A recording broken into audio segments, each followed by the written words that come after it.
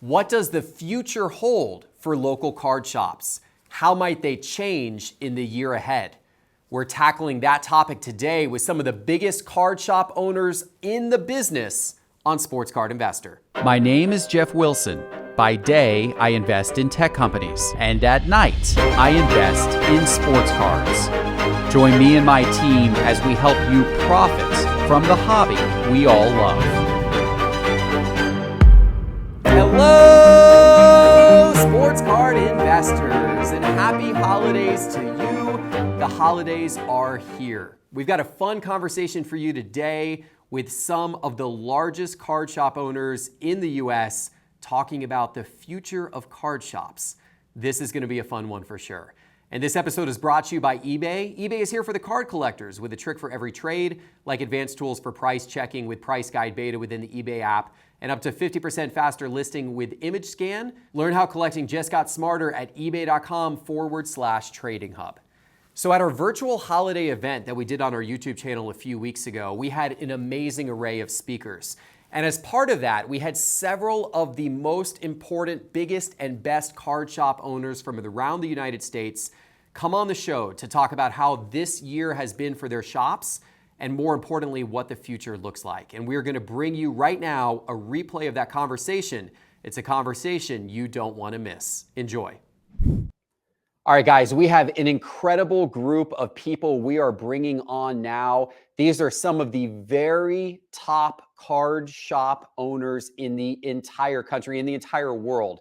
An amazing group of individuals. Let's bring them on to get their perspective about the sports card hobby and where things are going, because there is no greater group to tell us about that than these fine folks. Let's first bring on Joe Davis from GotBaseballCards.com. Joe's a familiar face. Have you been watching, this virtual or previous virtuals or just about any content on this channel? You've seen Joe time and time again. And Joe, tell everybody about your shop. Jeff, it's great to be with you. Yeah, I'm Joe Davis with GotBaseballCards.com. We're located in Loganville, Georgia.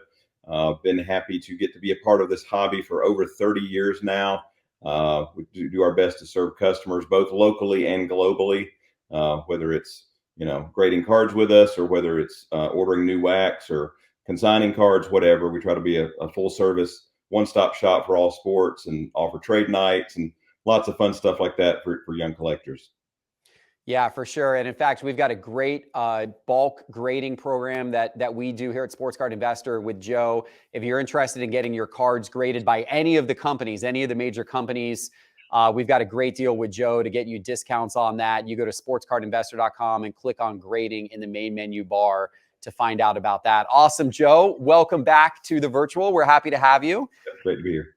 Awesome. And let's bring on the card father. Let's bring on Rob from Burbank Sports Cards. Rob, you are one of the originals in the card shop world, and you've got an incredible card shop, a card shop that some regard as one of the greatest card shops in the world out there at Burbank. Tell everybody about yourself.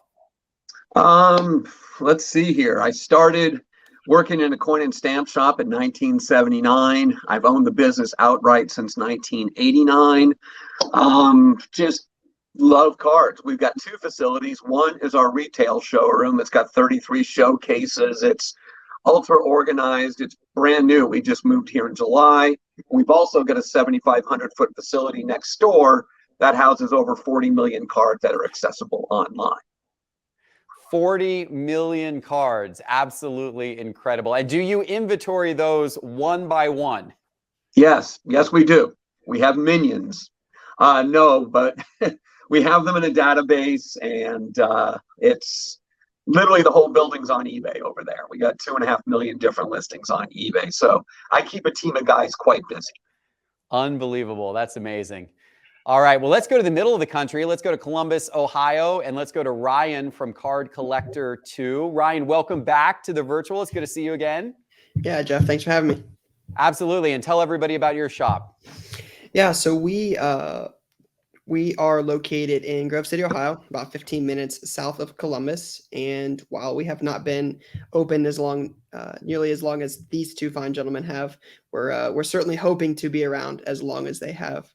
So we've only been open for about 2.5 years, but again, like both of these guys, we offer a wide variety of singles, wax, grading, all sorts of different things. Awesome. Well, welcome back, Ryan. You guys do a fantastic job there. Card collector too.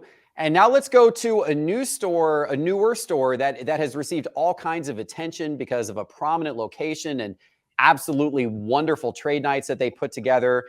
Bleecker Trading in New York City. Welcome, Mark, to the show. Thank you. Thank you for having us. This is exciting. Absolutely. And tell everybody about your shop.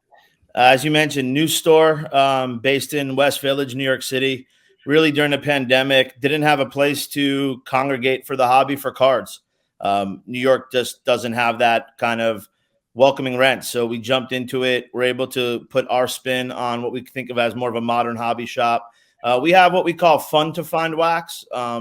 Everything from your skybox basketball in the 90s to things that you can access today up into your NTs and your flawlesses. We do focus on a lot of merchandise, a lot of exclusive collabs that we'll do with different artists or different project folks like Ski, Natural. We get to work with brands like Activision and Hulu to do events and kind of bring a little bit more culture into the hobby and kind of recognize, I think, the growth that's happening here. And recently, I think what we're most proud of is we have the largest collection of Type 1 photos on display in New York City, something that I jumped into after the National. It's been a big passion of mine. That's awesome. And you made me tremendously jealous, Mark. We had Laura Don Diego from Don Diego Trading on last night. And of course, I have seen that incredible, storefront design you did with her in New York City. And she's beaming ear to ear about that still. That was amazing. I'm sure that was a wonderful trade night you guys did. It was. I mean, you got to give Laura credit. Our window's been iconic. It started with Babe Ruth and Ski. Then we went into Derek Jeter, Michael Jordan, and now Laura. So, it's been really cool. I did promise Tyler, though, if we can figure out a way to get Ryan and his wife to New York, we would consider maybe something a little bit more iconic on Bleecker Street. So, just something to think about in the future. Okay, right. So this is the offer right now to card collector Ryan here? I mean, it's hard to get through Lou and Tyler. So when Kelly made the offer to come be near him, I thought, hey, I met John in LA a few months back. He made it clear he's not coming to the East Coast anytime soon. But, Ryan's like very high on our radar, someone we want to show New York to. So something very exciting. All right. Well, if you get Ryan out there and you're going to paint that storefront again, please feature Ryan's wife. She's much prettier than Ryan is. That would be my recommendation if you want to pull people into the shop. Good people like Adam Lefko have hinted to us that's the key. So, yes. We're trying to follow the experts. We can't get you out there, Jeff. So, we'll hang tight for now. I will be up there someday. I will definitely be up there someday, but I will not ask you to paint me on the storefront. We can have Kelly from my team here on the storefront instead. It will I don't know, with those suspenders, it may be worth it. We'll see. Awesome. Well, thanks for joining, Mark. And then we have Jimmy from Awesome Sports, and Jimmy is a amazing wax dealer who has one of the most ridiculous wax collections you will have ever seen. And Jimmy, you were on this virtual a year ago, I think last summer. And I remember during it, you were showing off a lot of your higher end boxes. You had exquisite 2003 exquisite sealed boxes that you were showing off during that broadcast. And I shudder now to think about the prices you were quoting on those boxes that night. And the fact that I did not buy any of them that night from you, because I now see those same boxes going on Golden Auctions and eBay and all of these other, areas for 10x, what you were offering them for here on this show just over a year ago. It's absolutely incredible, the growth in wax. Yeah, that was exquisite. I think at the time I had like 5 cases. And then I think at the time it was like 100, 200,000. We sold pretty much all of it. And then I think a Golden Auction, they recently sold one for like $1 million or something like that. So I'm pretty dumbfounded by their price point. But my name is Jimmy. I own Awesome Sports, and then we are strictly online. We specialize in only on open box and cases. And I've been in the hobby for about 30 years, and then start as a collector in high school. And then I had actually retail store in early 90s while I was going to college, and I started as a started retail shop, and then been on and off as just an investor, buying a lot of unopened product for close to 30 years. And then last year I saw that opportunity, that how our industry changed dramatically, and I decided, okay, we decided just to build the online platform, since we had just a lot of rare unopened product, that I decided just to open. I just named my first son's name Awesome, and then just created Awesome Sports, and then we are going to year 2, and then been just overwhelming fun and excitement how industry has been changing. Just seen from 30 years ago to last 2 years basically. And you, before we get into the group discussion, you've put together an incredible card show, card expo, global collectors expo, you're calling it, in Las Vegas in March of next year. And this thing is going to be ridiculous. You told me some of your plans. Tell the audience a little bit about that. Yes. So I just, as our industry grow, I just kind of feel like we definitely need our trade show should be more like a tool to a lot of these newcomers. I feel like we need to just up the quality of a trade show. So we year ago, like early this year, I signed up contract with the MGM, and then we are actually putting show at the Mandalay Bay Convention Center, 300,000 square foot. And then last month we secured actually contract with the Allegiant Stadium, which is that's a new Raiders football stadium. So we're renting out the whole thing for after party, and then we're just basically just want to keep all this new collector different experience. So it shouldn't be more buy sell, just like kind of Swami Philly. I just kind of feel like a trade show should be just a tool of information, and then just support industry. So I want to just build a different experience than traditional trade show. So we're going to have just a complete different experience by just offering this stadium experience. And then we're going to actually also offer this not only just a face-to-face transaction, we also going to have this virtual format where people who couldn't make a trade show, they still can come to our online the virtual platform, so they can still do the transaction with the people who set up for the show basically. Yeah, this is going to be an incredible show. I'm super excited. When you told me that we could hang out on the field of Allegiant Stadium and maybe kick field goals on the Raiders goalposts, I was like, okay, this is a card show I'm definitely coming to. So that is, what are the dates, Jimmy, in March? Oh, yeah, it's right before March Madness. So it's going to be March 10, 11, 12, 13. And then I know that hotel rooms are going to be just expensive. So we already reserved 4,400 rooms reserved. And just we planned out this throughout the entire this year.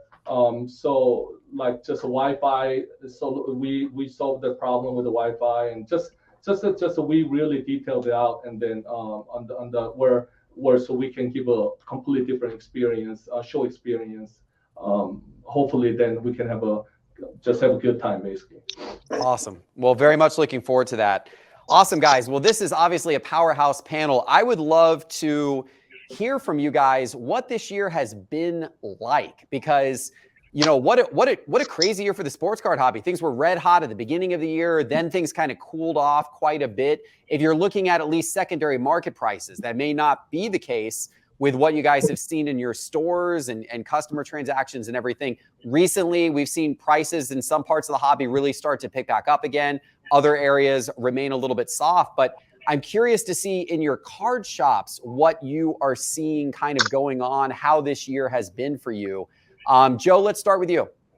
It's been a fantastic year as a whole. You're correct. I mean, I see things on the end, as an insider in the industry as well. And when people were panicking after we saw the dip, after the start of the year was phenomenal, and then we kind of saw that dip, and then a lot of people are like, "Oh no, it's the run's over, things are tanking." And I was like, "Just hold on.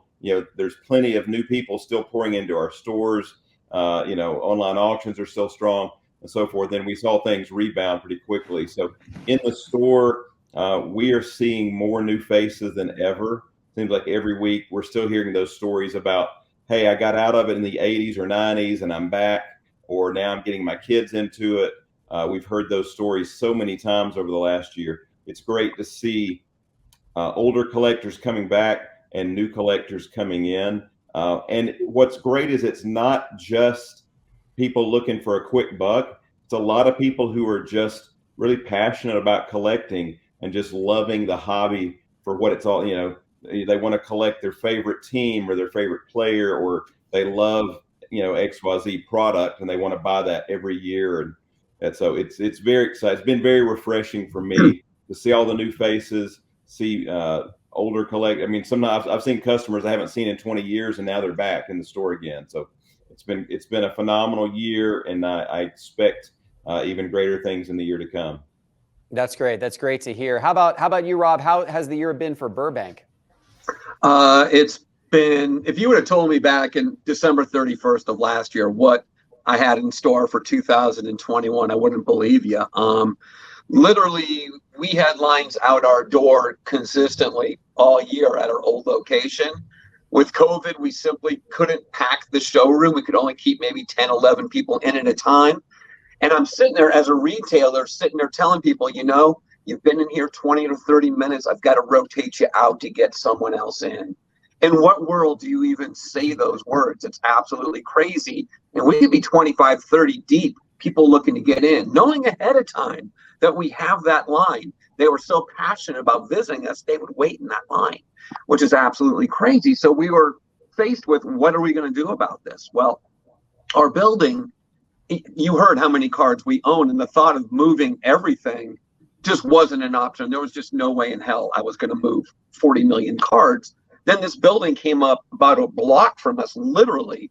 It was about 4,000 feet. Literally, you could walk back and forth. And we decided, you know what? We're going to take the leap. We're going to separate the business into an online center and a retail center and just reimagine what a card shop's supposed to look like.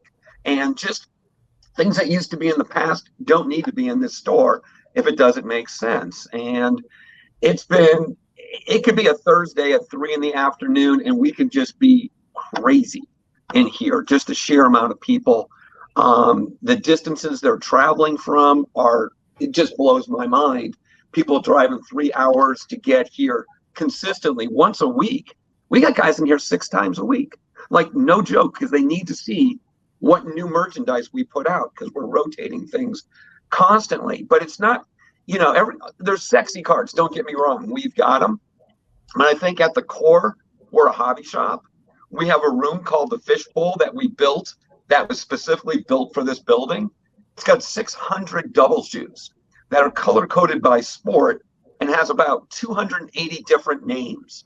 So as a hobbyist, you can walk in our store and you're looking for Clayton Kershaw cards. Cool, pull down that double shoe, $1, $1.50, $2, sit in the room, super comfortable, has its own television. And we are trying to be everything to everybody. That includes price points, being very adamant about that. And it's just, I was here 14 hours yesterday and I love it, but the place is absolutely exhausting at times, but it's a good exhausting and just a lot of first world problems. But when people walk in here, and the funny thing, and Joe will allude to this as well, there's so many new customers. We haven't been here 6 months yet, but I would say 70% of the people that come in here aren't aware that we had a store before this. They've been here first time in the last 6 months. And the funniest thing is, I don't even know what their full faces look like, because so many of these customers are so new from the last 18 months, 6 months, whatever. We've had mask mandates the whole time. So it's just kind of funny that I don't even know what these people's faces look like, but they're in all the time. So incredibly exciting. And we'll talk further. It's just getting warmed up. It's simply just getting warmed up for everybody. That's awesome. That's great to hear. And that I love hearing about all the new people continuing to come in. That's great. Ryan, what are you seeing? Are you seeing still a lot of traffic from new people? I know you've also got a lot of kids who come to your store for your kids trade night and everything like that. Yeah, we've definitely seen a lot of that. A lot of younger collectors getting into it, which is great, right? Gotta definitely have somebody to pass it on to and encourage really the next generation of card collector. I would resonate, just resonate what those guys said, where it's really been wild, right? So it started off, the year was really the first 3 months of the year. It didn't seem like no matter what we purchased, it wouldn't go up. It just, everything was really, really hot. And then you have a little bit of a cool off right around the time PSA closes. And I think that's one thing we've really learned a lot this year, is to really focus on like multiple streams of revenue, because PSA grading was such a big part of our business. And then when that goes away so abruptly, it really changed things and put a lot of things into perspective for us. So that really opened a lot of eyes for us this year. But again, we've really started focusing more, like with that, we've started focusing a lot more on content creation, right? Trying to really replicate what Rob and his team have been able to build out there in Burbank, right? Like trying to be everybody to everybody, but in the same time also being nationally and globally known, right? I mean, if you ask anybody that I know in cards what the number one card store in America, that's probably the number one answer at this point, right? I want to be like that. That's what we're trying to build, right? I don't know if I want 40 million cards online, but I would love to be able to, we have people that travel 3 hours or 6 hours. Like I want to kind of replicate that same kind of thing, and what a lot of these guys have done. So that's one thing, is just really focused a lot on, content creation, growth, and then just continuing to build every day. Awesome. And Mark, you launched your store into a pandemic environment, right? And of course, the whole design of your store was for it to be like a social type experience. What has that been like for you, and how have you kind of overcome that?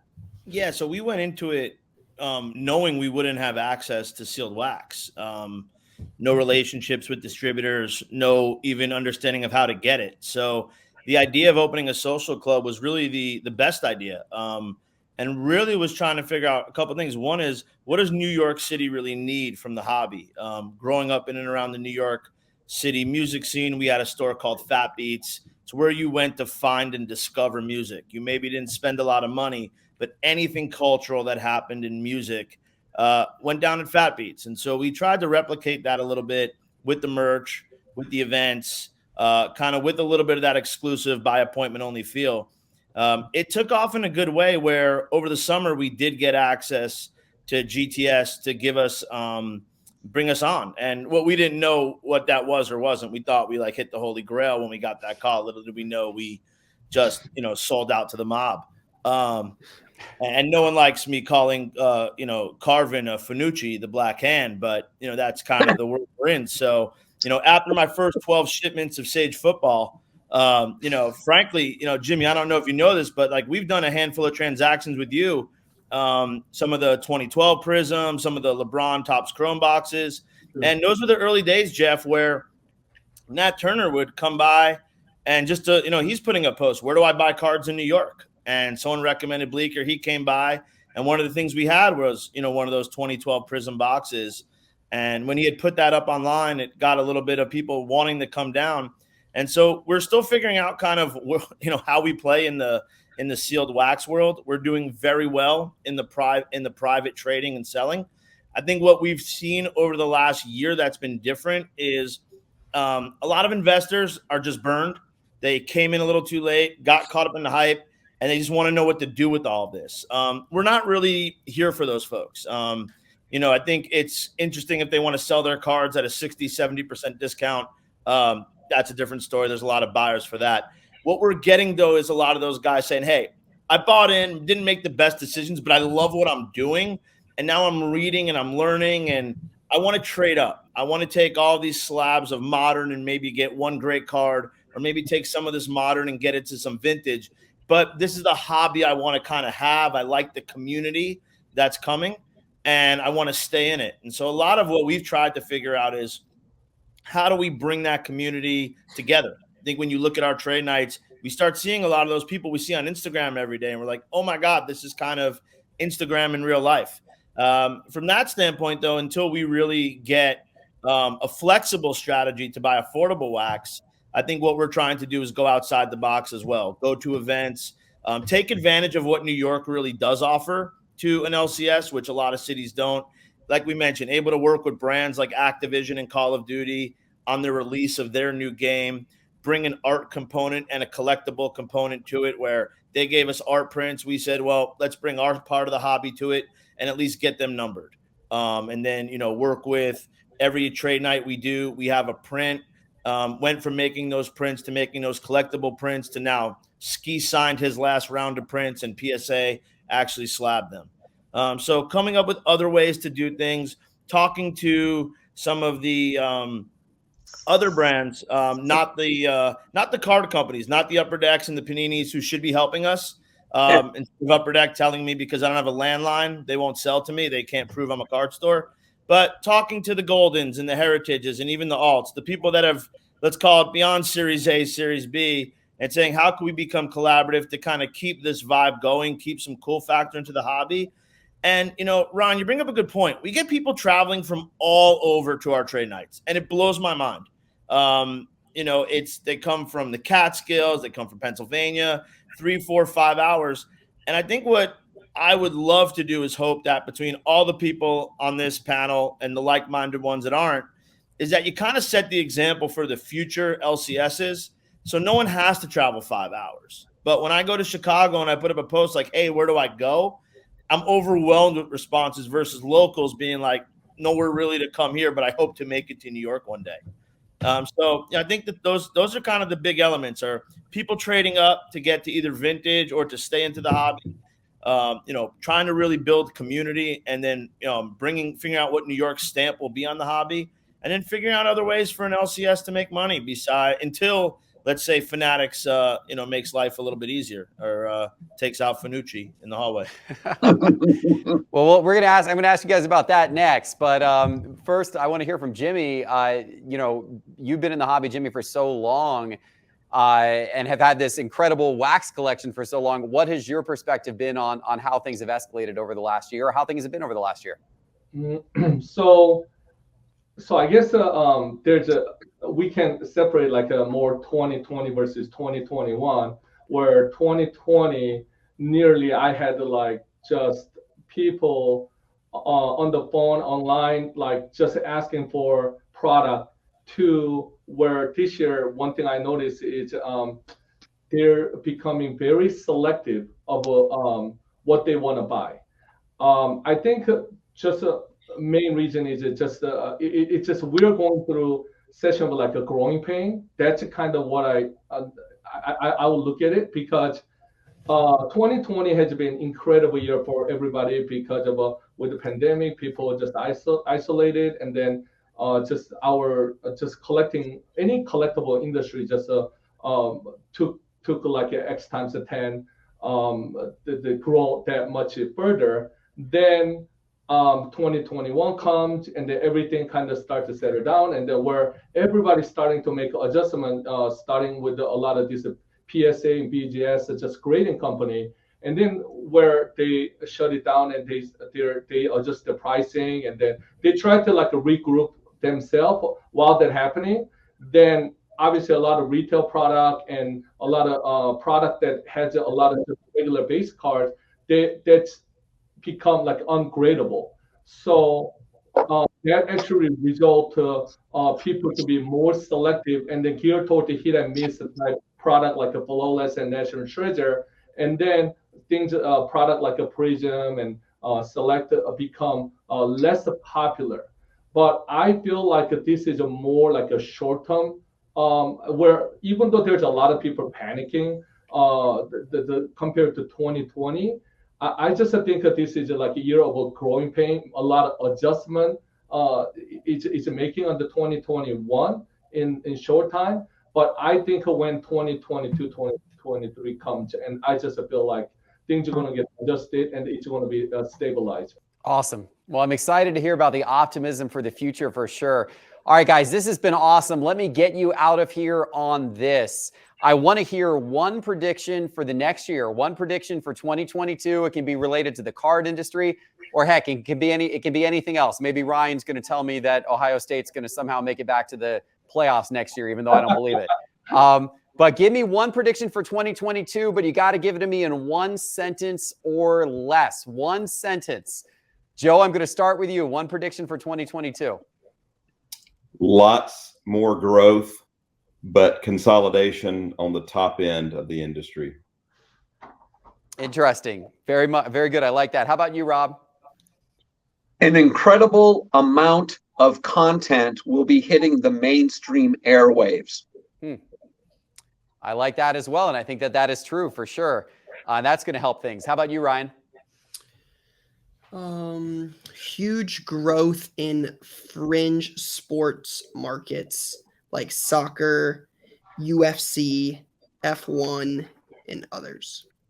Yeah, and we're already starting to see that for sure. We've seen a lot of that this year, but you're definitely bullish on that continuing. That's awesome to hear.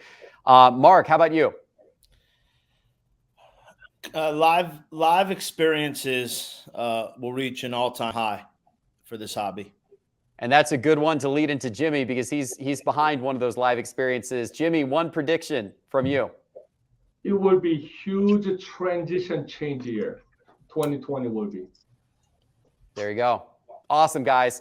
This has been a pleasure. It's an honor to have so many esteemed shop owners in our hobby on all together. It's been a pleasure, guys. Thank you so much for joining the Virtual Sports Card Con, and good luck. Best of luck to all of you guys in 2022 and beyond.